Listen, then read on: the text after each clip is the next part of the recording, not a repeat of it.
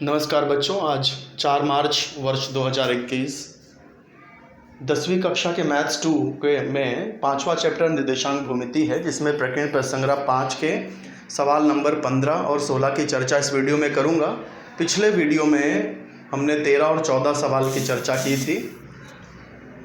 तो आइए शुरू करते हैं प्रकीर्ण प्रसंग्रह 5 का 15वां सवाल, जिसमें हमें सिद्ध करना है कि चतुर्भुज के जो शीर्ष बिंदु ए बी सी डी हैं, जिनके निर्देशांक 4, -1, 6, 0, 7, -2, 5, -3 हैं, ये जो शीर्ष बिंदु हैं वर्ग के शीर्ष बिंदु हैं।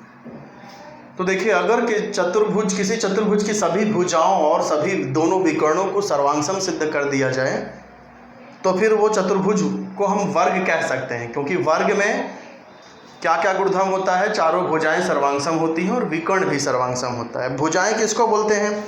जैसे पहली भुजा है ए बी, दूसरी भुजा है बी सी, तीसरी भुजा है सी डी, चौथी भुजा है डी ए। ये चारों भुजाओं को सर्वांगसम सिद्ध करना पड़ेगा, यानी इनकी लंबाई बराबर है, ये सिद्ध करना पड़ेगा। फिर विकर्ण किसको बोलते हैं? विकर्ण ए सी, बीच में एक अक्षर छोड़ना है, याद रखिए, ए सी। उसी तरह बी डी, ये दो विकर्ण हैं। ये दो विकर्ण भी यदि सर्वांगसम हो जाए, यानी कि इनकी लंबाई बराबर हो जाए और चारों भुजाओं की लंबाई भी आपस में बराबर हो जाए, तो हम सिद्ध कर सकते हैं कि चतुर्भुज ए बी सी डी ये वर्ग है और दिए गए जो बिंदु हैं वो वर्ग के शीर्ष बिंदु हैं। तो सबसे पहले हम ए बी की दूरी निकालेंगे। तो ए बी की लंबाई दूरी सूत्र से, फिर बी सी की लंबाई दूरी सूत्र से, सी डी की लंबाई दूरी सूत्र से, फिर डी ए की लंबाई दूरी सूत्र से निकालेंगे और वो सब बराबर आनी चाहिए। तो आइए शुरू करते हैं। सबसे पहले ए बी की दूरी निकालते हैं। ए और बी का निर्देशांक दिया है। अब दूरी सूत्र के अनुसार ए बी की दूरी कैसे निकालेंगे?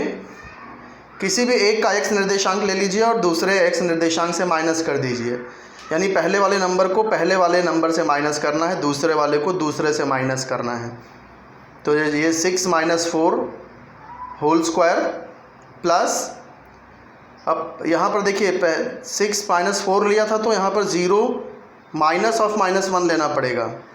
एक ही दिशा में जाना पड़ेगा। 6 - 4 तो 0 - -1, तो 0 माइनस ऑफ -1 का होल स्क्वायर, फिर 6 - 4 2 होता है, 0 माइनस ऑफ -1 +1 का होल स्क्वायर। फिर सॉल्व करेंगे, ए बी आ गया √5।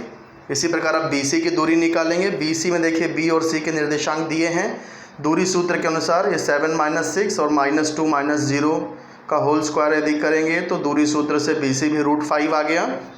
इसी प्रकार अब सी डी का निकाल लेते हैं। सी डी के निर्देशांक दिए हैं, दूरी सूत्र से सी डी मिल जाएगा √5। डी और ए का निर्देशांक है, दूरी सूत्र से डी ए निकालेंगे तो डी ए की लंबाई भी √5 मिलेगी।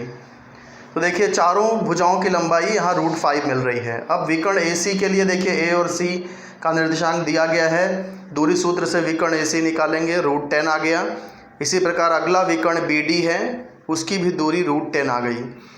तो चूंकि चतुर्भुज ए बी सी डी की सभी भुजाएं तथा विकर्ण सर्वांगसम हैं, इसलिए हम कह सकते हैं कि चतुर्भुज ए बी सी डी एक वर्ग है तथा ये बिंदु ए बी और सी डी और डी वर्ग के शीर्ष बिंदु हैं। तो ये बात सिद्ध हो जाती है इससे। आइए शुरू करते हैं सवाल क्रमांक 16।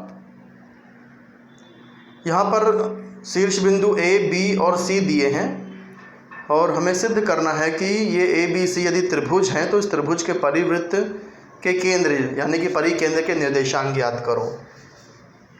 तो ये त्रिभुज ए बी सी है, इसके परिकेंद्र को हम सी मान लेते हैं, x, y उसके निर्देशांक को मान लिया है, माना सी x, y यह त्रिभुज ए बी सी का परिकेंद्र है। अब सी केंद्र है तो सी ए सी बी सी डी ये त्रिज्या हो जाएगी। तो आप जानते हैं एक ही वृत्त की सभी त्रिज्याएं सर्वांगसम होती हैं, तो सी ए सी बी सी डी सब बराबर हैं। क्यों? क्योंकि एक ही वृत्त की त्रिज्या है। अब सी ए की लंबाई दूरी सूत्र से निकालेंगे, तो इसी तरह सी बी की लंबाई दूरी सूत्र से, फिर सी डी की लंबाई दूरी सूत्र से। अब सी ए बराबर सी बी यदि ले लें तो सी ए का मान और सी बी का मान डाल दिया, दोनों पक्षों का वर्ग करेंगे, करनी हट जाएगी। फिर विस्तार सूत्र से x - 7 का होल स्क्वायर लिख दिया। पहले ये x² - 2 × x × 7 + 7 का वर्ग, फिर y - 1 का भी होल स्क्वायर, जो सूत्र है ना a² - 2ab + b² वाला, वो सूत्र। फिर x - 3 होल स्क्वायर का विस्तार किया, y y-5 का होल स्क्वायर का विस्तार हो गया।